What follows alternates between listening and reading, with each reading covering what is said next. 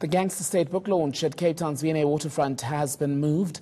Protesters alleged to be ANC members, you'd remember this week, stormed the Sandton leg of Peter Louis Myburgh's book launch. ENCA's Lindsay Dentlinga was at the V&A Waterfront earlier. Lindsay's going to join us live now from the alternative venue. Lindsay, a much smaller venue for those safety reasons. How is this going to work out from here? Tembekile, so yes, at the Waterfront earlier today, they at pains to point out that that book launch not cancelled, but saying over security concerns they've decided not to have it there this evening. I should point out that the book's also not on display, openly on display in the shop. They are stacked as part of a display behind the cashiers, so you have to move towards the checkout area to actually see the book. Right now, we're in a privately owned bookshop down the road from Parliament, where Peter Louis has been signing some books ahead of a third venue where we will move a little later, where he will have do that book launch this evening, a little bit rushed to convene at a new venue. But I will let him tell us first about that cancellation of this evening's event. Peter Louis, are you a bit disappointed that that event won't take place as planned at Exclusive Books at the Waterfront this evening? Yes, I am, quite frankly. You know, on the back of Tuesday evening's disruptions at the Sandton City launch, it became quite clear that, you know, there's an element within the ruling party, it seems, that do take, exception with parts of this book, and instead of, discussing these issues on a democratic and constructive manner, they would rather disrupt the events. I was really hoping to have a second opportunity at the Exclusive Book launch, at the Waterfront launch, to really delve into some of the issues. You know, I was looking forward to a robust debate about it.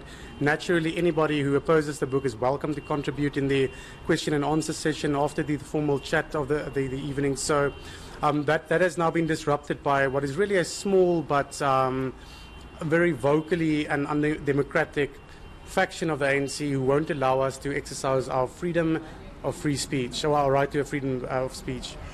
Given security concerns cited by the V&A Waterfront as the reason for that launch not taking place there this evening, do you think that's a bit exaggerated given what happened at Sandton earlier this week?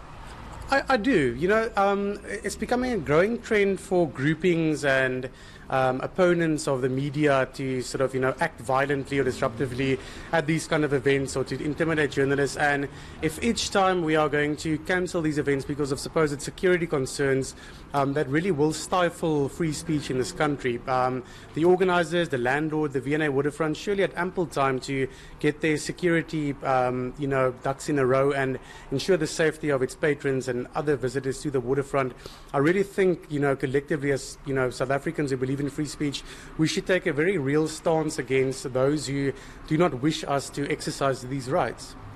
A very hastily convened launch will, however, take place this evening, organised by the Daily Maverick, with a ticket only, by invite only, and only limited to about 150 people.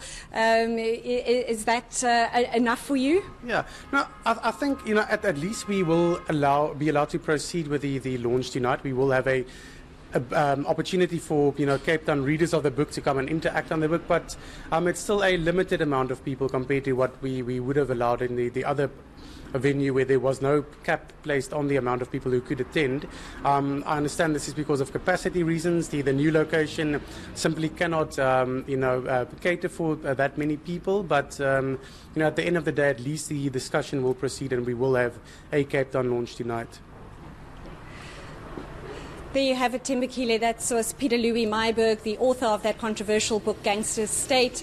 As he's saying there will be a launch in Cape Town tonight, albeit much smaller, in a more contained venue, and not what he would have hoped originally. Lindsay Dentlinga live for us out of Cape Town this hour.